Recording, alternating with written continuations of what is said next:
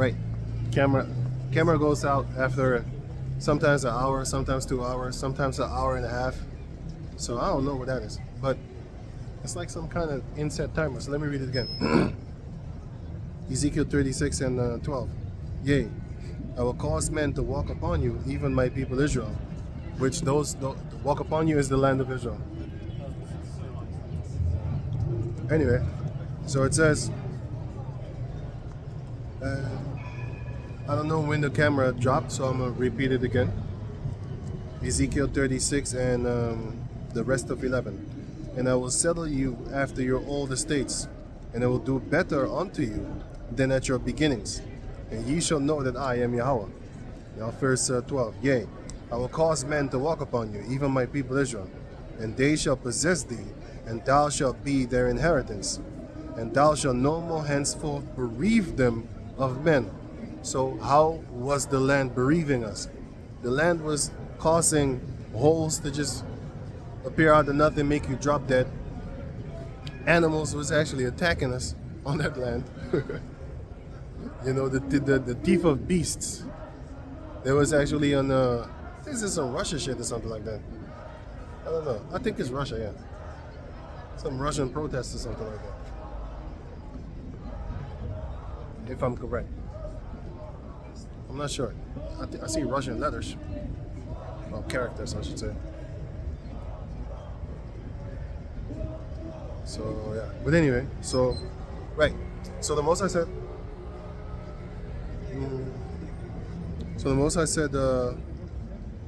where was I? Yeah, so henceforth, bereave them of men. So the land was swallowing us up, man. You had the land, you know, sending animals upon us, well as the Most High. But because we was on that land and sinning in that land, then the land was killing us too. So the land has a spirit, man. Land has a spirit. If you do things upon that land will bereave you. And the word bereave goes into basically killing your family members. That's what the land was doing unto the Jacob descendants that was in that land over there that was sinning against Yahawah. So the Most High would let a bird just, you know, maybe a bird that's not strong enough, let a bird just chop you in your head and be like, oh shit, what's going on? Oh shit, what's going on? And before you know it, you lose your balance and fall off of a cliff. Only because of the bird. Because the bird, you know, was messing with you. And hey man, get off me, man. What? Now he did. You know. The Lord has mercy on you. The Lord might have mercy on you and not kill you. Break your bones. But the scripture says that he that is broken, have a bone broken, is not allowed to come in the congregation, do certain things, if I'm correct. But the Lord has mercy upon us right now with the grace, so he does that, you know. So going on, now it says here, Ezekiel 36 and 13. Thus saith Yahawah the power, because they say unto you, thou land devourest of men, which is what that land did. The land did devour us up, you know, and has bereaved thy nations. Therefore, thou shalt devour men no more, because the land is killing people. The land has a spirit, man. A lot of people died in that land because they broke the laws of Yahawah upon that land. So the land butchered them. Deuteronomy 9, I already read that. You have Deuteronomy 7. You have Leviticus 18, and also Leviticus 20. But I read Leviticus 18. Going on. I'm going to read until 16, then I'm done. 17. So it says here first Ezekiel 36 and 14. Lord willing, I'll continue this another time. It's all good. Ezekiel 36 and 14. Therefore, thou shalt devour men no more, neither bereave thy nations any more, saith Yahawah the power. Neither will I cause men to hear in thee the shame of the heathen. The shame of the heathen. Neither bereave thy nations any more, saith Yahawah. Verse 15. Neither will I cause, verse 15 again. Neither will I cause men to hear in thee the shame of the heathen, anymore. It's not going to be heard anymore because Yahweh B'Shem Yahawashi is not going to. We're not going to do the shame of the heathen, which is, for example, First Maccabees, Second Maccabees chapter, First Maccabees chapter 1, and also Second Maccabees chapter 6, also 7. You had Jacob descendants following along with the heathen nations that were sacrificing pork upon the altar. They was doing it too. You know, but it was I think Antiochus and Ptolemy, those two chapters you read about them differently. They brought nonsense like that. You know, it's mentioned in the book of Daniel 8 and 11, one of those two, or both. Actually, both, if I'm correct. Antiochus' Epiphany is mentioned there. He took away the sacrifice, which is Second Maccabees chapter 6. Actually, my eye is watering. Maybe some oils is going in my eye. I don't know. When the sun pop up, my face cream melts, and then the oil drips into my eye because the sun is melting it. I have oil on my face.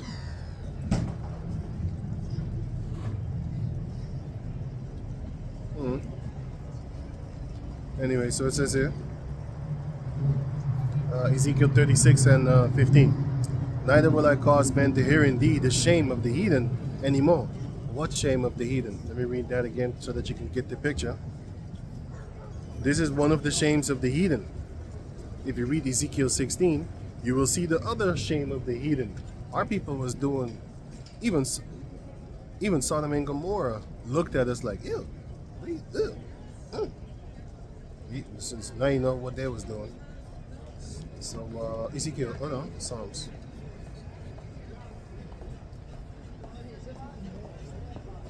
If you want to read a little bit more in detail concerning Psalms 106, which I'm about to read right now, then you can read the book of Ezekiel chapter 16. So, Psalms 106, verse 34. Pardon. They did not destroy the nations concerning whom Yahweh commanded them. In the book of Deuteronomy 7, we didn't do it. But were mingled among the heathen and learned their works. And they served their gods, idols, which were a snare unto them.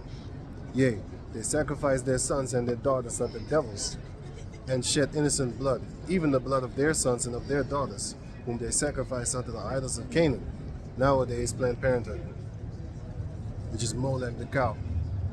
You got an owl too, it's the same thing. Ishtar too, which is Easter, the Easter bunny chick. She also accepts child sacrifices going on. So it says, verse 39, Psalms 106, verse 39. Thus they were defiled. Oh, the rest of 38. Whom they sacrificed unto the idols of Canaan, and the land was polluted with blood. Verse 39. And they were defiled with their own works, and went a whoring with their own inventions. Therefore was the wrath of Yahweh kindled against his people, insomuch that he abhorred his own inheritance. So that's that part. So now you know about that part. So let me read this one again. Now this is the book of Ezekiel 36 and 15. Neither will I cause men to hear indeed the shame of the heathen anymore. So what was another shame? I'm gonna get that real quick because I just jump started it in my head. It just jumped in my head, which is I think it was Deuteronomy 29. Deuteronomy 29. Oh shit.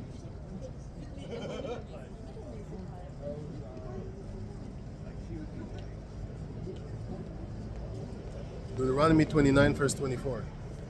Even all nations shall say, wherefore had Yahweh done thus unto this land? Because the heathen nations going to be like, why is the Lord destroying these Jacob descendants? What's going on? Reading on. Reading again. 24. Even all nations shall say, wherefore had Yahweh done thus unto this land? What meaneth the heat of this great anger?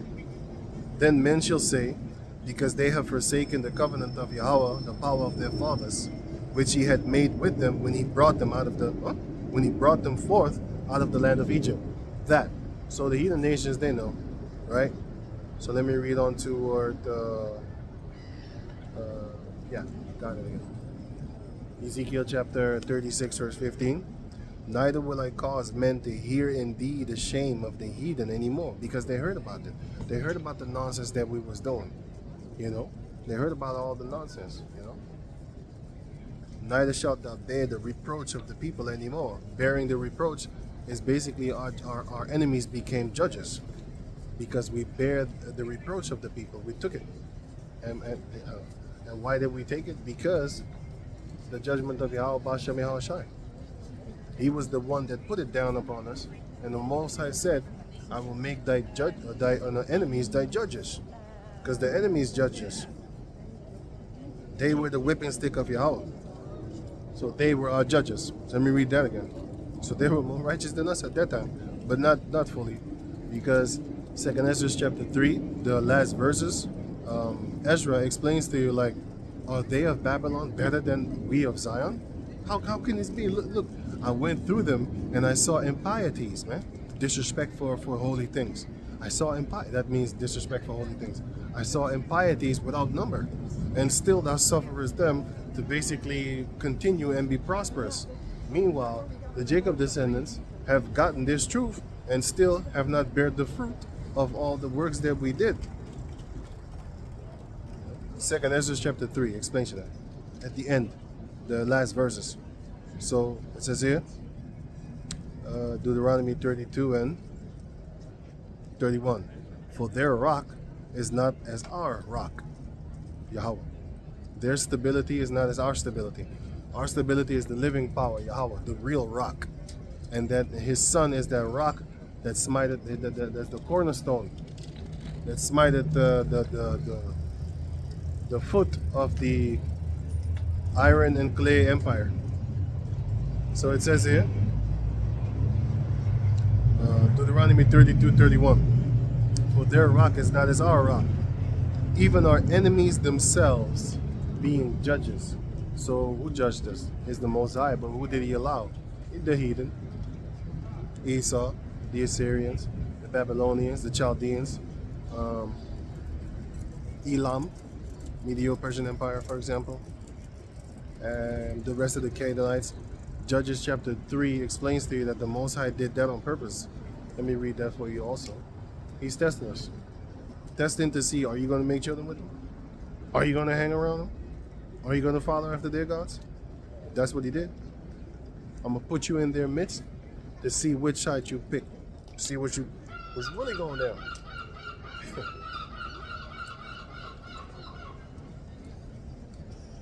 Judges 2 and 20. And the anger of Yahawah was hot against Jacob. And He said, because that this people had transgressed my covenant which I commanded their fathers, and have not hearkened unto my voice, I also will not henceforth drive out any from before them of the nations which Joshua left when he died, that through them I may prove Israel, whether they will keep the way of Yahawah to walk therein, as their fathers did keep it, or not. You still going to be hanging around them? You still going to follow after their lead? Let's see. And then we fell, because we didn't. Right? So again, I'm going to read the last verse again. Ezekiel 36 and 15. Now it says, let's see, 15. Neither will I cause men to hear indeed the shame of the heathen. The shame of Israel. Neither, verse 15. Neither will I cause men to hear the shame indeed. Hear indeed the shame of the heathen anymore. Neither shalt thou bear the reproach of the people anymore. Neither shalt thou cause thy nation to fall anymore, saith Yahawah the power. Because who was causing us to fall? The leaders. But they wanted it themselves too. But not all of them. Ezra chapter 9 shows you that some of the princes, they went to Ezra and told them, like, yo, look at what the other princes are doing. You know what I'm saying? Look at what the leaders are doing. Look at what the chiefs are doing. Look at what the priests are doing. Look at what those false prophets are doing. You know what I'm saying? Look at what they're doing. And then Ezra went and looked, and he saw like, oh, damn, what did they do? Right? And he was so tired of them, he ripped the hair out of his head and his beard. He was like, fuck these people, man. You know? Anyway, verse 16, moreover, the word of Yahawah came unto me, saying, Son of man, when the house of Jacob dwell in their own land, they defile it after their own way, and by their doings. Their way was before me as the uncleanness of a removed woman, which is an adulterous woman. That one is you kick it on the side. That's how we were. We were as the proper, righteously removed woman unto the Lord. You know? That's how we were. And now, he's like, you know what? I'm going to send my son to go get this stinking ass beast to come back to Yahawah Bashem Yahawashi, because we stinking. And the Most High was like, you know, go get that stinking ass beast Jacob over there. You know, and start with Judah. Clean them up and make them basically bring the salvation to the others by the word. Because the Most High said, I will not save you by sword, nor by weapons and stuff like that. Because the Most High said this. Let me read it here. This is the last one. This is Hosea chapter 1, verse 8. Hosea 1, verse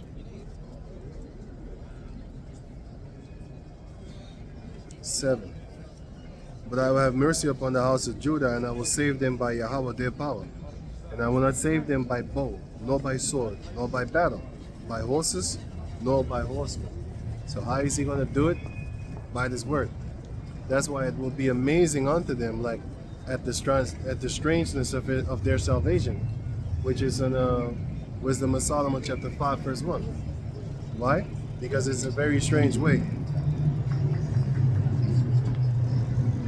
Because it's a very strange way that the Yahawah Bashem Yahawashi is going to save the Jacob descendants. Yeah. You know, that's why the scripture says in the book of Ezekiel, man. Ezekiel 3, you know, don't be afraid of them, because they're going to give you them animate looks and shit like that. Weirdos.